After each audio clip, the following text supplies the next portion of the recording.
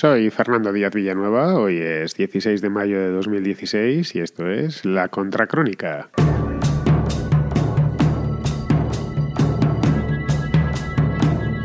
Brasil es como la energía nuclear de fusión o como la radio digital, es el país del futuro y siempre lo será.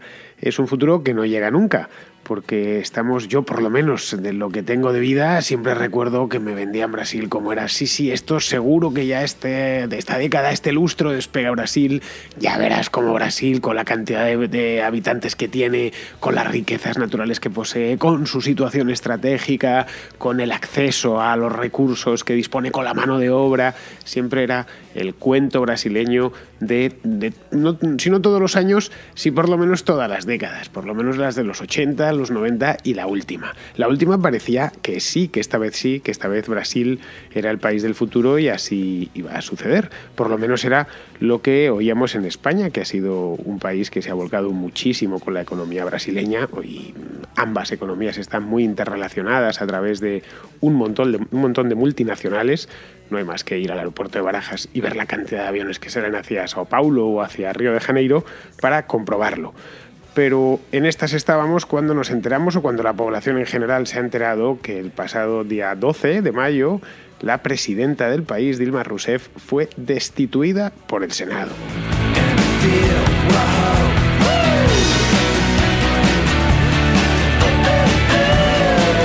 Hasta ese momento el español medio lo que pensaba es que en Brasil se ataba a los perros con longaniza. El que más y el que menos tiene un amigo, un hermano, un padre, un hijo que ha tenido que ir a Brasil en los últimos 15 años para algo de trabajo, quiero decir. Otros además han ido de vacaciones, pero ha sido tal la implicación de algunas empresas españolas. Tenéis todos en la cabeza el Banco de Santander, que es probablemente la mayor empresa española hoy en Brasil. Ha sido tal la implicación de estas empresas españolas que la relación entre ambos países, como decía antes, ha sido muy intensísima. De hecho, mucho mayor que con otros países de habla española, con otros países como Argentina, donde algunas empresas como Repsol ya llegaron a expropiar. No fue el caso de Brasil. El boom económico, la euforia económica de la década pasada ha demostrado al final ser un espejismo, y esa es la realidad. Voy a remitirme a los datos macro de Brasil de los últimos 2 años. No hace falta que os los cuente ni que os los lea, podéis ir a mirarlo. El tema es que esto, y es lo que mucha gente no sabe muy bien por qué Brasil, si iba tan bien, si era todo tan estupendo, si los brasileños los veías por Madrid, por Barcelona, gastándose los dineros. ¿Cómo es posible que ahora, cada 2 por 3, justo además cuando van a celebrar Olimpiadas, Mundial de Fútbol y demás, cómo puede ser que ahora salgan manifestaciones violentas en la calle? ¿Cómo puede ser que haya tanto follón que cada vez que uno encienda el televisor o mire en internet, las noticias de Brasil son siempre las mismas? Son corrupción y crisis. A los españoles nos suena la historia algo familiar, porque el ambiente a lo bestia, lógicamente, es un país mucho más grande. La situación se parece un poco a la que hubo en España en el año 2008-2009, esa situación de shock, de impacto, que no sabíamos muy bien qué era lo que nos pasaba después de muchos años buenos. La crisis brasileña tiene sus semejanzas con lo que fue la crisis española del año 2008, 2009, 2010, pero no es exactamente igual.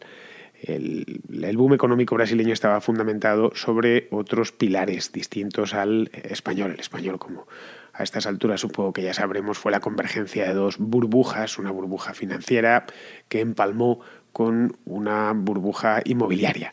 Luego vino ya la burbuja del gasto público, la burbuja estatal, en la que todavía estamos inmersos, pero las burbujas estatales no crean prosperidad. Lo que crean es gasto y más gasto y mucha clientela. En el caso de la brasileña se fundamentaba sobre las materias primas, como en el de la mayor parte de países de Hispanoamérica de los últimos 15 años. El periodo alcista o el rally alcista de las materias primas desde aproximadamente el año 2000, desde que empezó el siglo, hizo que muchos países que iban fatal y que eran el arquetipo de país pobre, que lo único que expulsaban era emigrantes, pues empezaron a crecer de manera significativa. Uno de ellos, quizá el más grande, porque es el que más habitantes tiene y el más grande en todos los aspectos, fue Brasil. A Brasil le mirábamos pues con esos ojos chisposillos que se nos ponen a los españoles cuando pensamos en un país tropical y más cercano culturalmente. Allí se habla portugués, que es una lengua muy parecida a la nuestra, la entendemos sin demasiado problema, y claro, muy grande, 200 y pico millones de habitantes, gigantesco, etcétera. El tema es que gracias a este rally alcista mundial de las materias primas provocado por el efecto China o el efecto India, especialmente el efecto China, hizo que los brasileños se especializasen en exportar eso mismo, materias primas, sobre todo materias primas muy demandadas. Si nos vamos a lo que Brasil exportó en el año 2013 o 2014, pues nos vamos a encontrar, es decir, al final ya del ciclo, nos encontramos, cuando ya estaba consolidado este modelo, nos encontramos con que el 25% de sus exportaciones era petróleo y minerales, especialmente hierro y concentrados de hierro, ¿no?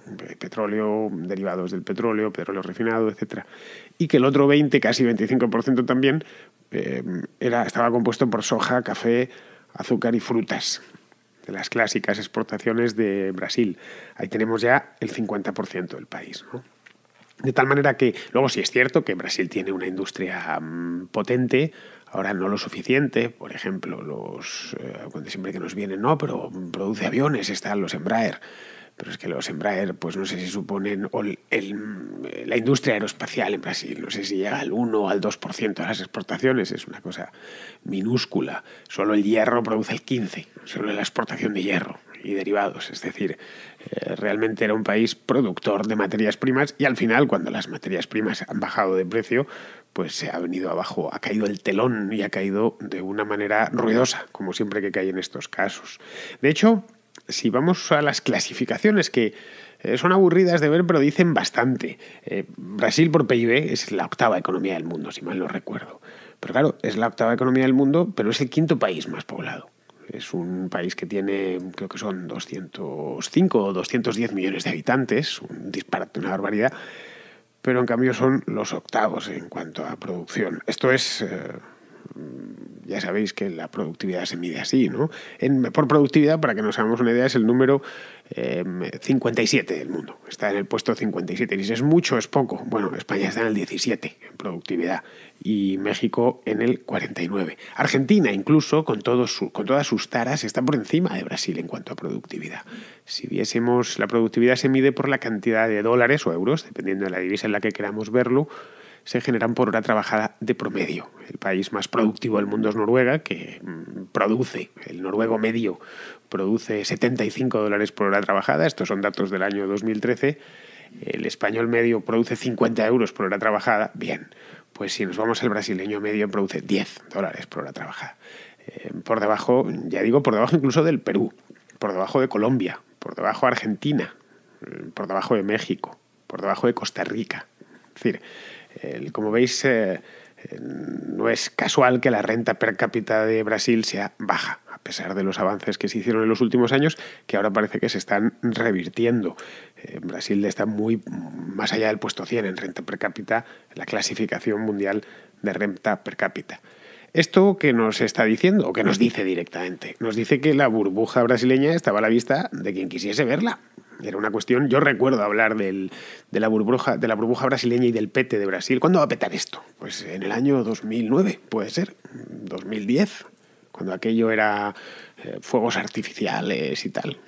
Recuerdo haberlo hablado con amigos, con gente cercana, con algunos compañeros de trabajo. No es posible, porque fíjate, claro, lo que están creciendo, y son muchos, y además renuevan, tienen una fuerza de trabajo bestial. La fuerza laboral de Brasil es de las más grandes del mundo, tiene una fuerza laboral de más de 100 millones de personas. Entonces, con eso estás poniendo mucha chicha y mucha carne en el asador. El tema, y eso es lo que no se solía caer en la cuenta cuando se miran solo los datos en bruto, dices, no, este país tiene 110 millones de personas que pueden trabajar. Claro, se puede hacer una zanja con una cuchara o con un bulldozer. Esa es la diferencia. Puede ser que para acabar la zanja tengas que rellenar 10 impresos y corromper a 2 funcionarios, o que directamente con una autorización te dejen hacerla, sin más, una autorización que te ha llevado 10 minutos solicitar. Este ejemplo que sirva para una zanja, una cucharilla y un bulldozer. Y la burocracia que está entre medias. Pocos países occidentales, incluyo Brasil dentro de Occidente, como incluyo siempre a toda América, tienen tantas regulaciones y una burocracia más impenetrable que Brasil. Cualquier persona que haya trabajado allí, que haya pasado por allí, aunque sea 2 meses solo para hacer cualquier cosa de trabajo en Brasil, o que haya estado en España y haya necesitado, vamos, quien dice en España dice en Argentina o dice en Lima, que haya necesitado trabajar con Brasil, se da cuenta, viniendo incluso de países hispanos donde estamos acostumbrados a esto. No quiero ni pensar el norteamericano, el canadiense o el alemán. Tiene que echarse a temblar. Pues bien, todos los que hayan tenido alguna relación con Brasil lo saben. Saben lo complicado que puede llegar a ser no montar una empresa, hacer el negocio más sencillo. Y no por los brasileños, que suele ser gente bien dispuesta, gente alegre, unos tipos muy latinos en el mejor sentido de la palabra.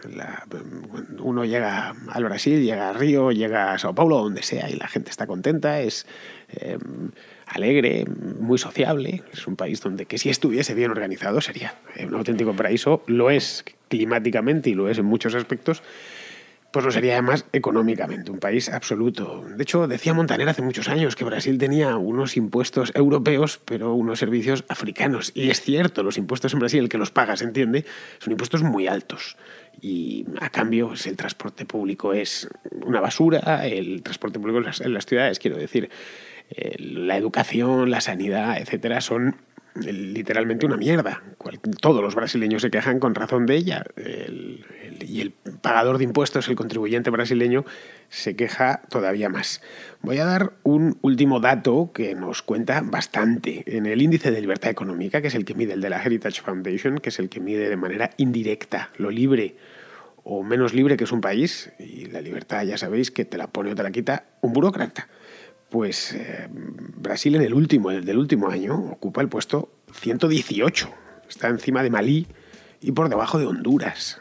Os hagáis una idea, España ocupa el puesto 49 y nos quejamos en España, y México el 59. Entonces, estos son un medidor que utiliza la Heritage Foundation, es una matriz, empieza a promediar. Y lo que nos cuenta por detrás este índice es los problemas que pueden o que se encuentran los empresarios o que se encuentran en general los agentes económicos a la hora de hacer negocios.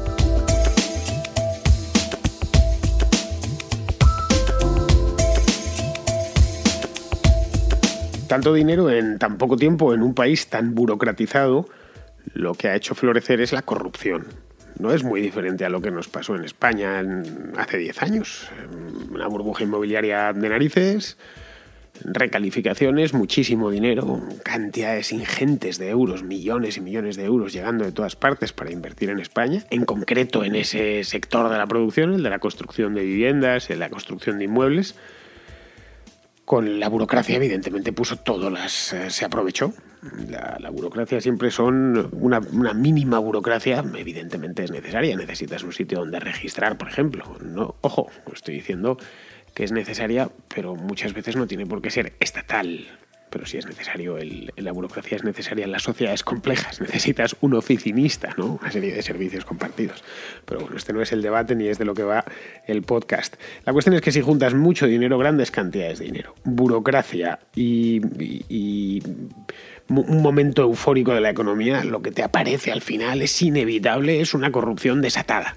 Lo hemos visto en España y se ha vuelto a ver en Brasil multiplicado por un número con 3 cifras, porque si tienen tantos millones de habitantes y se ha hecho tanto dinero allí, lógicamente las consecuencias han sido muy superiores a las que padecimos aquí en su momento. He ido a mirar el índice de transparencia internacional por el tema de la corrupción, pensando que en este aspecto habría mejorado un poco. Brasil siempre fue un país muy corrupto, muchísimo. Pero fijaos lo bien pensante que soy, que dije, bueno, lo mismo la gente la percibe, el índice de transparencia internacional, lo que mide es la percepción de la corrupción. Dice, bueno, pues a ver cuánta gente, que la gente cómo lo ve los habitantes del lugar, ¿no? Bien, pues está peor que en el año 2003, que fue el año en el que llegó al poder Lula. Los brasileños ven su gobierno más corrupto que antes de 2003, cuando ya era un gobierno, ya eran un montón de gobiernos corruptos. La cuestión es simple, los brasileños ven lo que les rodea. También es cierto que puede haber una percepción mayor en ciertas épocas y justo en ese momento no haya mucha corrupción, pero la percepción que se tiene es esa. Esto lo que nos viene a contar, una vez más, estos índices lo que nos vienen a contar es una realidad subyacente, y es que durante estos años pues, se ha robado a manos llenas. Ahí tenemos, por ejemplo, el caso Petrobras, que creo que es de una gravedad extrema. En el caso Petrobras es la compañía petrolera brasileña. Es una compañía estatal, una parte está privatizada, pero vamos, el control es del Estado, no sé si en un 65 o en un 70%. Bien, durante años el 3% de todos los contratos de Petrobras se iba al Partido de los Trabajadores, al Partido del Gobierno, al Partido de Lula y de Dilma Rousseff. La prensa, de hecho, si uno mira O Globo, mira la Folha de Sao Paulo, mira los periódicos brasileños, y ahora con internet es muy sencillo leer la prensa de cualquier lugar y no es muy difícil entender el portugués, os lo aseguro. Tenemos esa fortuna de poderlo leer sin traductor, no nos sucede lo mismo con la prensa griega. Si uno mira, no digo diariamente, pero de vez en cuando, con regularidad, echa un vistazo a los titulares brasileños de la prensa brasileña, lo que se encuentra es un festival de corruptelas que le deja alucinado. De hecho, las nuestras palidecen ante las historias e historietas y corruptelas múltiples que se han dado en Brasil, al Brasil en los últimos años. He contado todo esto, y digo todo esto porque sin haber hecho esta pequeña introducción de la situación de Brasil y de por qué está como está, no entenderíamos lo que ha pasado. El escándalo Dilma de estos últimos días, que como ya os he comentado, pues acaba de ser objeto de un proceso de impeachment, de destitución por parte del Senado del país. Dicen allí, de hecho yo lo escuché ayer en la Acampada Sol, que una activista de extrema izquierda que estaba en la asamblea, que es un golpe de Estado, que esto es un golpe de Estado gravísimo contra la voluntad de los brasileños y tal y cual. Pero no es ningún golpe de Estado, me dieron ganas de intervenir. Lo que pasa es que yo voy de incógnito a estas cosas y me gusta observar. Pero, hija de mi vida, ¿qué estás diciendo? Es un procedimiento perfectamente legal, lo prevé la Constitución brasileña y no es la primera vez que se hace. Ya a Collor de Mello ya se le largó así hace 20 o 25 años. Los mismos le largaron así, los mismos que hoy son objeto de ese proceso de impeachment. Los que movilizaron al Senado contra Collor de Mello fueron exactamente los del Partido de los Trabajadores, el partido de Dilma Rousseff. De hecho, imaginaros una cosa, suponed que Pablo Iglesias o Pedro Sánchez tuviesen la oportunidad constitucional de deponer o de destituir al presidente el presidente del gobierno, es decir, al primer ministro. Nosotros, ya sabéis, no tenemos presidente propiamente dicho, pero que existiese esa posibilidad, que el Parlamento lo depusiese. ¿Creéis que no lo habrían aprovechado durante estos últimos 6 meses? Vamos, es lo primero que hubieran hecho. Lo primero que se hubieran puesto de acuerdo todos es para ver cómo sacamos a este tío. Y lo hubieran hecho con saña, con la misma saña que los senadores brasileños han empleado y la misma mala leche que han empleado contra Dilma Rousseff. El tema, y esto es una derivación ya muchísimo más general, no voy a bajar a los asuntillos y a los pequeños detalles de la política brasileña, que es tremendamente complicada, ¿no os imagináis? Desde luego, el Fernando Díaz Villanueva, que haga la contracrónica en Brasil, las tiene que pasar putas, porque si la política española es enrevesada, no os quiero contar la brasileña. Yo a veces me pierdo. De hacer este mismo podcast en Brasil tiene que ser un horreur de la cantidad de nombres, historias raras, bueno, y unas corrupciones que, de verdad, pegadle un vistazo. Os vais a quedar flipados. El tema, y esto a mí sí me interesa más y estoy convencido que os interesa más a vosotros, que en su mayoría sois españoles, es que esto llega en un momento muy delicado para la izquierda latinoamericana, que es heredera toda, o prácticamente toda, heredera del Foro de Sao Paulo. Del Foro de Sao Paulo di hace un par de años en la Universidad de Verano del Juan de Mariana, di una charla. Podéis buscarla en internet y así os enteráis más rápidamente qué es lo que era bueno y lo que sigue siendo. Ahora mismo, tenemos a Maduro contra las cuerdas y deslegitimado hasta un extremo como no lo había estado Chávez jamás.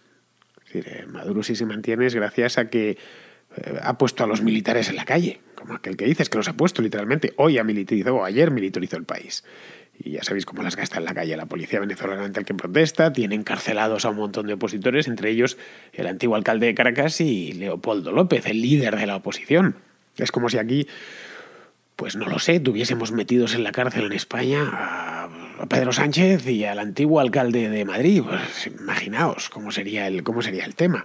Bien, Kirchner está fuera del gobierno y con pocas posibilidades de regresar al poder, que los peronistas vuelvan al poder al menos en el corto plazo. De hecho, está también asediada por casos de corrupción y denuncias de corrupción. Correa, en Ecuador, tiene una imagen muy erosionada porque el país se había especializado exactamente en lo mismo que Brasil, pero en pequeña escala. Lo que salva a Correa, o lo que salva, mejor dicho, a Ecuador más que a Correa, es que Ecuador está dolarizado. Cualquier cosa que queráis mirar sobre Ecuador, el que lo conoce muy bien aquí en España es Diego Sánchez de la Cruz. Diego conoce muy bien los temas ecuatorianos y de vez en cuando los trata, los suele llevar el libre mercado. Así que si queréis seguir la actualidad o los temas de aquel país y seguirlos de una manera profesional y documentada, leed las cosas que escribe Diego, que son muy buenas. Yo, de hecho, me mantengo informado de lo que pasa en Ecuador.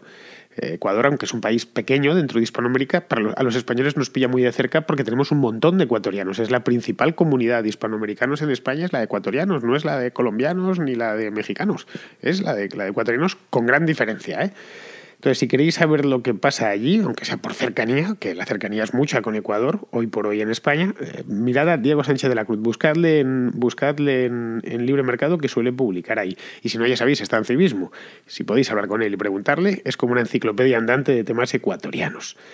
La cuestión, y volviendo al tema, es que lo que estamos viendo, y esto de Dilma Rousseff es un capítulo más, un hito más, es la gran decadencia de esa alternativa socialista que para América Latina, el ALBA famosa, de la que hablaba Chávez, que languidece ahora despreciada por todos y a la defensiva. Yo lo recuerdo hace 10 años, en 2005, en 2006, como estaban abiertamente a la ofensiva, no había quien les tosiese. Pues no, ahora están a la defensiva. El populismo o la corrupción no son un invento nuevo en estos países, ni en Venezuela, ni en Ecuador, ni en Brasil, ni en ninguno de los países del ALBA o cercanos al ALBA. Brasil nunca estuvo en el núcleo central de los países bolivarianos, mantuvo siempre ciertas distancias, pero simpatizaba abiertamente con Chávez y simpatizaba abiertamente con todo lo que tuviese que ver con el bolivarianismo. Bien, en ninguno de estos países los socialistas del siglo XXI trajeron el populismo y la corrupción, ya existían en gran medida. Son populismo y corrupción dos de las grandes enfermedades latinoamericanas del último siglo y pico, y no consiguen curárselas. En el caso del populismo se podría decir que casi lo inventaron ellos. El populismo, la idea que tenemos del clásico tirano banderas populista es esa misma, es la de un tirano banderas, que por cierto es una figura literaria, hispanoamericano. Lo que sí han hecho estos presidentes del ALBA, estos presidentes bolivarianos, estos socialistas del siglo XXI, es llevarlo más lejos, bastante más lejos. Han subido un par de grados la temperatura de populismo, corrupción y desvergüenza que ya se había vivido en países como Brasil, como el Perú o como Ecuador. El resultado es que el socialismo de esta gente ha sido calcado a todos los anteriores, y digo de esta gente incluyo del Partido de los Trabajadores de Brasil. Ha sido exactamente igual a los anteriores, pero claro, dado el alza de las materias primas de los últimos 15 años, ha sido calcado a los anteriores con una dosis extra de fondos. Ha estado muy bien financiado, lo que ha multiplicado el clientelismo y ha atrofiado todavía más la administración de todos estos países con su corolario de corruptelas. Esto, a mi juicio, hace que sea muy difícil salir del atolladero o salir del agujero. Venezuela lo tiene realmente complicado. A ver si hago algún día un podcast más. Hice uno hace 2 o 3 meses. A ver si hago un día uno monográfico, porque es un tema que me interesa muy de cerca, porque lo he seguido, básicamente. Y además conozco muchos venezolanos y se lo debo, o se lo debemos por lo menos, seguir su tragedia nacional, que está siendo una tragedia de verdad. Estos problemas estructurales, que en el caso de Brasil está a la vista, que es estructural. Partidos como el Partido de los Trabajadores o como el Partido Socialista Unificado de Venezuela no van a hacer sino empeorarlos. Por lo tanto, la primera urgencia es sacarlos del poder. Lo que venga después no va a ser el Partido Liberal de Suecia, no, a ver si nos entendemos, en absoluto. Ni van a ser, ni va a venir Adenauer, para nada, pero al menos se saca a los padrinos de todo este proceso, se les saca del poder, se les saca de las instituciones y de la administración. Os voy a dar un dato y ya con esto voy a terminar, que me estoy empezando a pasar de hora. En Brasil, el principal y casi único objetivo de Dilma Rousseff, confesado por ello, era acabar con la pobreza, en concreto ella decía pobreza extrema, con la pobreza en general, ¿no? Bien, pues me he informado, lo he visto hoy exactamente, que en Brasil la primera, sucede en muchos países de Hispanoamérica, el primer programa social se llama Bolsa Familia y se entrega una cantidad de dinero generalmente iba a decir al cabeza de familia, no, a la cabeza de familia, porque si se lo das a los hombres en esos barrios pobres se lo gastan muchas veces en bebida. Se les entrega una cantidad de dinero a cambio de que a los niños los escolaricen, los vacunen, etc. Bien, eso, la Bolsa Familia en los últimos 10 años se ha cuadruplicado el número de suscritos o de adscritos a este programa. Caray, no se ha acabado con la pobreza. Subsidiar la pobreza no es acabar con ella. El asistencialismo no es desarrollo. Y eso es algo que sabíamos ya hace 30 años, pero que parece que se nos había olvidado. Es como las famosas misiones de Hugo Chávez. No, es que Chávez está acabando con la pobreza. No, la está subsidiando con la renta petrolera. Pues un poco lo mismo en Brasil, de una manera no tan radical y no tan bestial. En Brasil no se ha llegado, ni se va a llegar, obviamente. El Partido de los Trabajadores no ha sido tan necio como el Partido Socialista de Venezuela, pero el punto en el que han quedado es exactamente el mismo punto de partida o peor. De hecho, peor. Por lo tanto, esta experiencia del Foro de Sao Paulo, todo lo que ha traído ha sido una edición corregida y aumentada de los peores vicios de los países hispanoamericanos desde principios del siglo XX. En fin, bueno, aquí termino, que ya voy pasado y os invito mañana a volver por aquí. Hoy he hecho un podcast internacional para que luego digáis, como me lo habéis pedido con tanto ímpetu durante la semana pasada, dije, bueno, a ver si trato el tema de Dilma Rousseff y ya queda tratado. Vamos a ver por dónde va la cosa. De cualquier manera, hoy por hoy está suspendida de funciones. Es decir, está suspendida de sus funciones desde el día 12, pero está en el cargo todavía. Es decir, el que ha tomado su papel de facto es Michel Temer, que era el vicepresidente, y poco más se sabe. Vamos a ver cómo va la cosa, porque aquí tendrán que ir a elecciones y ver qué es en lo que queda del Partido de los Trabajadores. En ese momento podremos considerarlo totalmente jubilado. Pues nada, queridos amigos, aquí terminamos y nos escuchamos mañana, que será 17 de mayo. Hasta mañana.